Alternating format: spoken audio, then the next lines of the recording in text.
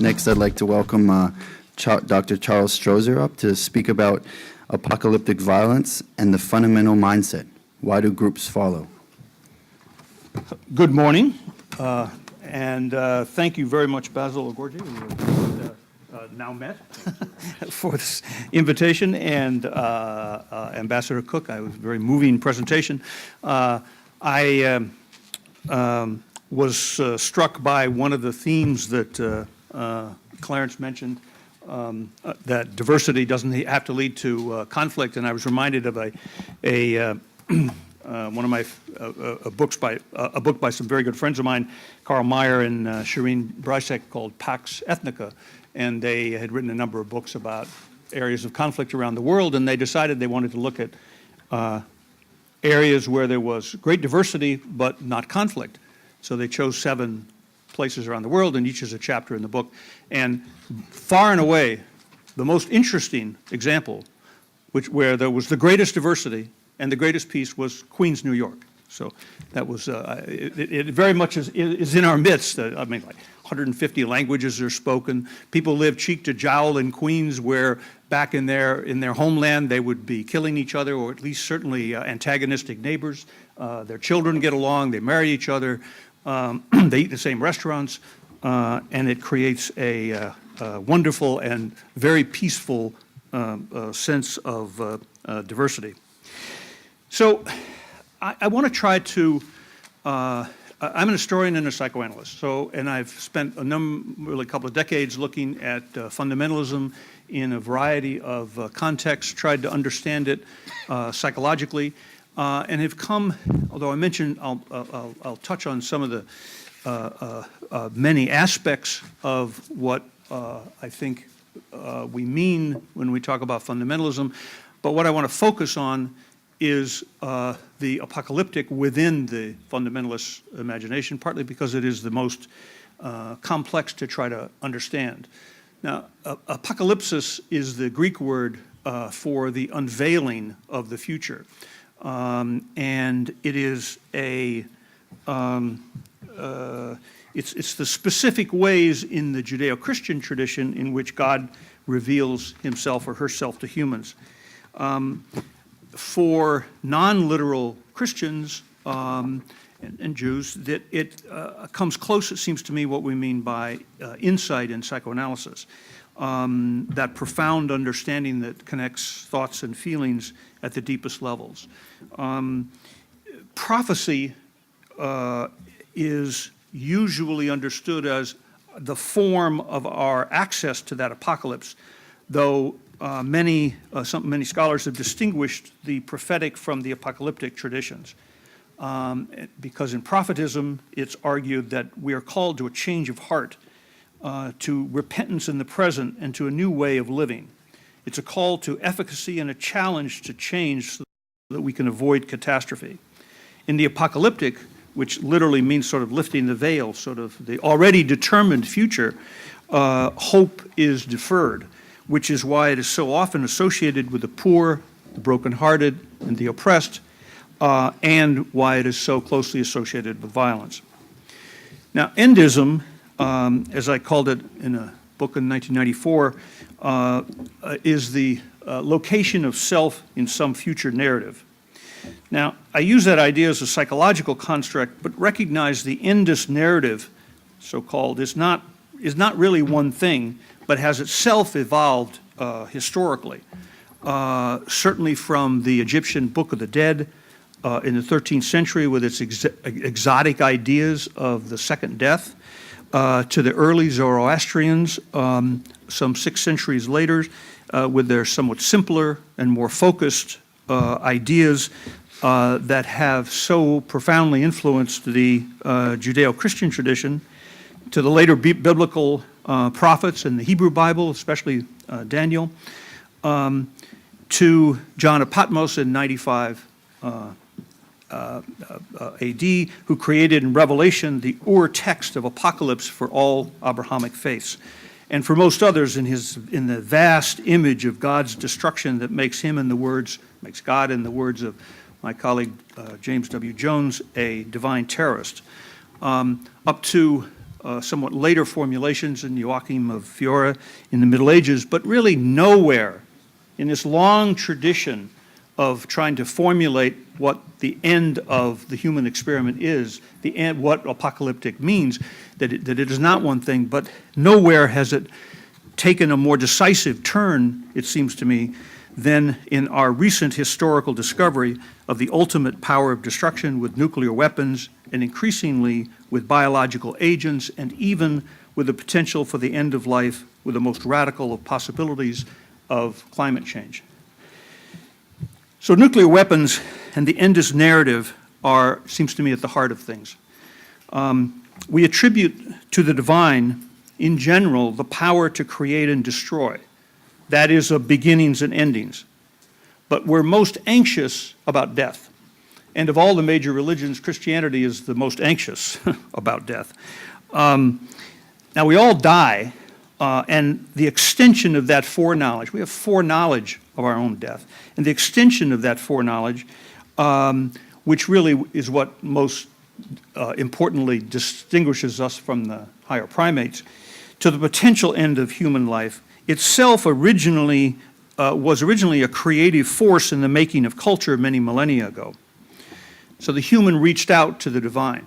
It was one of the first things that the early priests did, was to think about what does it mean to have culture and humanity itself died. And those ruminations were an integral part of the very creation. That is, imagining the end was integral to the creation of culture itself. Over time and with traditions of ritualization, culture assigned the task of imagining the end to three important but relatively marginal groups: priests and mystics, as we would not be surprised, artists, someone like Hieronymus Bosch, and psychotics.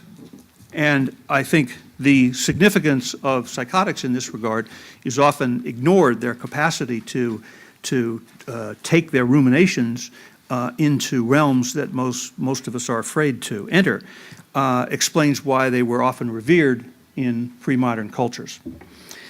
But the fact that the task of imagining the apocalyptic was assigned to these three relatively marginal groups meant that it stayed at the edge of culture. Even though just because it was at the edge of culture didn't mean it was static or predictable, so that the sense of collective endings ebbed and flowed with historical change. During and after times of great crisis, for example, as with the plague in Europe between 1348 and 1351, when as much as 40% of Europe died, apocalyptic thinking more freely entered the mainstream as self-flagellating cults proliferated, and hundreds of thousands of women over the next century and a half were burned as witches. During times of relative peace, on the other hand, say in the 18th century, the apocalyptic imagination tended to recede to back to the margins where it had been before these moments of crisis. Now, splitting the atom and the destruction that event releases altered the dynamics of our sense of divine power. It took away from God the power to destroy and put it in human hands. Nuclear weapons and increasingly other means of destruction, and I think it's very important to extend, to recognize that the potential does extend to these other realms. It shifts the agency. We don't need God anymore to end human life. That's deeply confusing. The apocalyptic narrative has always been simultaneously one of violence and redemption, of endings that are new beginnings, of vast death that cleanses the world of sin and leads to new life. There is hope, as exemplified in the role of the Messiah, whether he comes or comes again. In the nuclear end, on the other hand, or I would add an end that is imaginable with radical climate change, there's only death. It is an entirely pointless apocalypse, as my mentor, Robert J. Lifton, has put it in a book in 1979, The Broken Connection.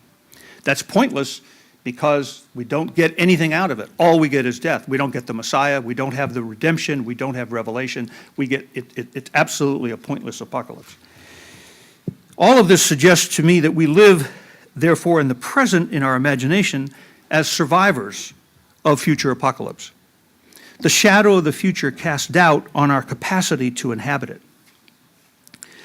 Now, these reflections grow out of my field work in New York fundamentalist churches in the early 1990s, late 80s and early 1990s.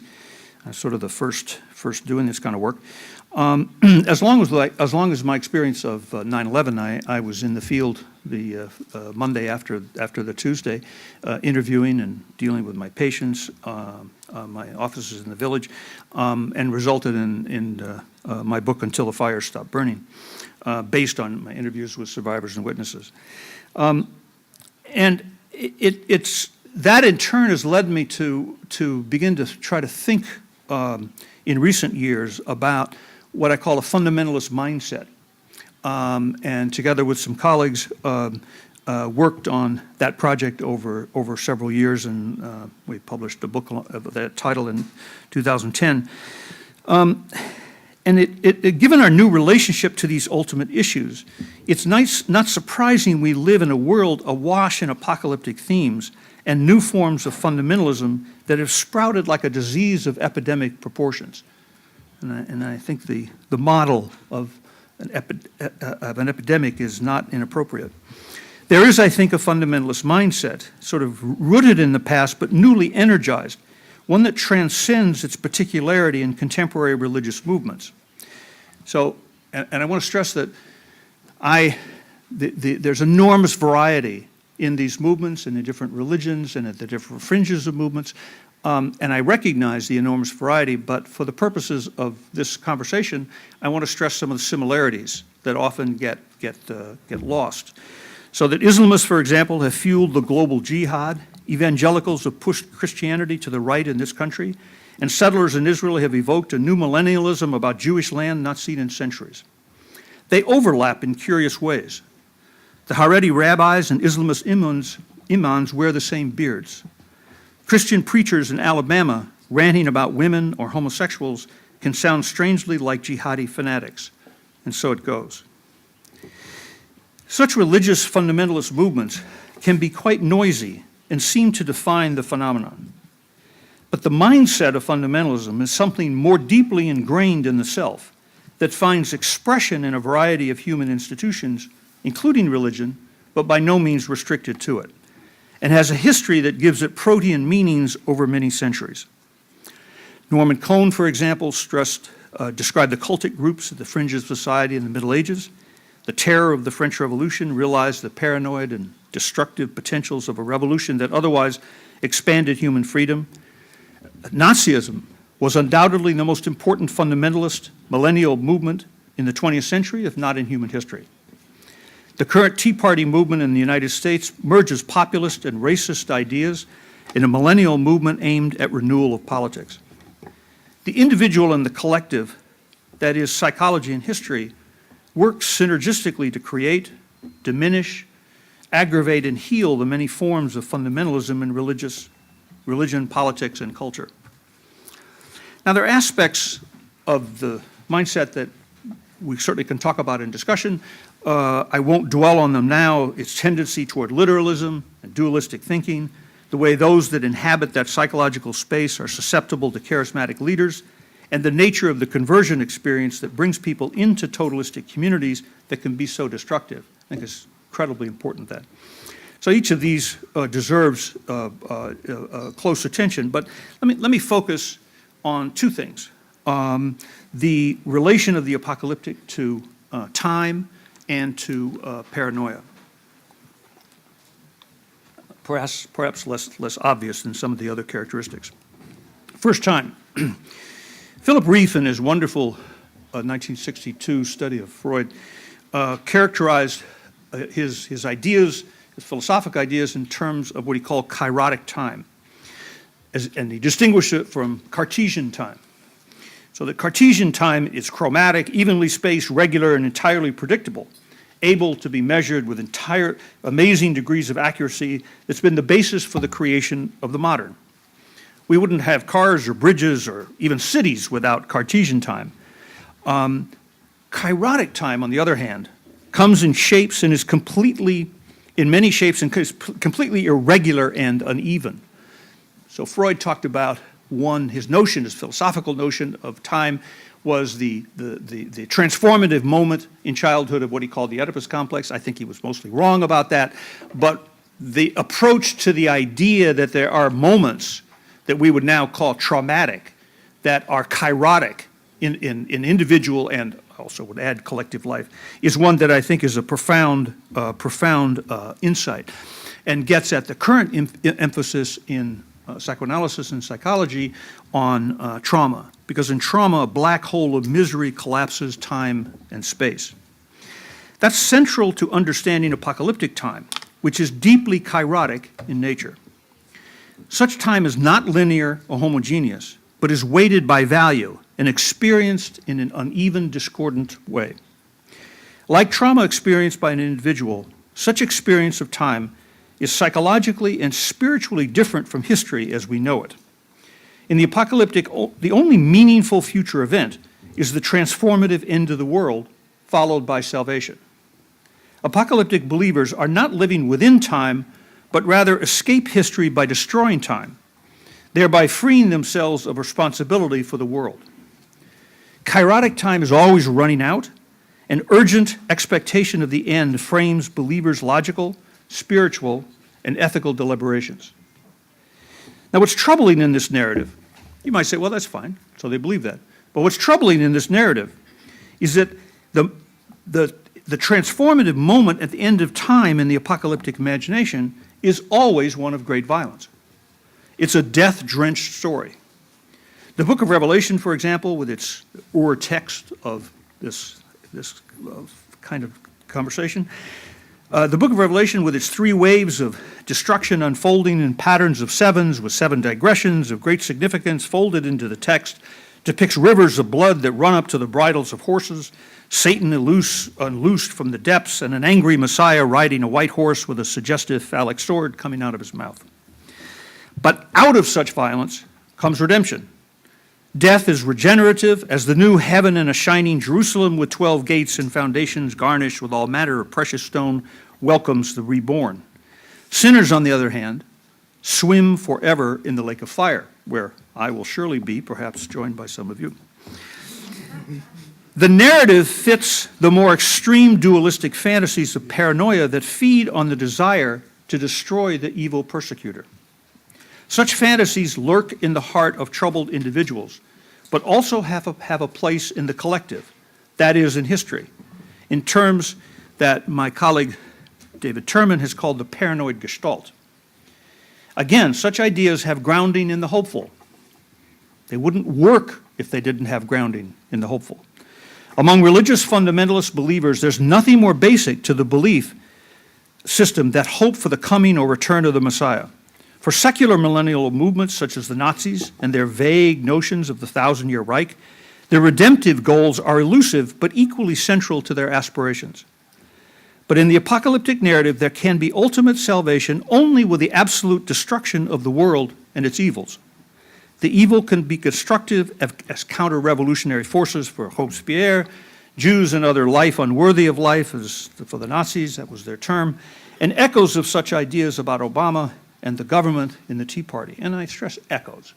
I don't want to equate the Tea Party with the Nazis, but I think there's a potential for violence. The end of evil through collective death, however, overcomes death itself in a remaking of the world that brings with it powerful hope. This transcendent process totalizes the other, requiring radical dualisms and evokes evil in paranoid ways. This remarkable link between paranoia and the apocalyptic gives us insight into the violent potentials in the fundamentalist mindset. Certain things are clear about paranoia. Someone in its grip lives in a world of heated exaggerations in which empathy has been leached out and where humor, creativity, and wisdom are absent. The paranoid lives in a world of shame and humiliation, of suspiciousness, aggression, and dualisms that separate out all good from pure evil. The paranoid is grandiose and megalomaniacal, self-centered to a fault, and lives within the apocalyptic. Many of those in the grip of paranoia, the individuals that is, are very smart, and I've long felt in my clinical work that it may be the pathology of choice for the gifted. There's no choice, there's no question that paranoia focuses all of one's cognitive abilities in ways that can make their schemes intellectually daunting. In paranoia, everything is intense and of the moment, and time is forever running out. The paranoid's understanding of history is truly diseased. Great forces are arrayed against the paranoid. In fact, virtually nothing in the workings of the cosmos itself are the workings of the cosmos itself are aligned to punish and persecute the victim, who it can be said suffers from history.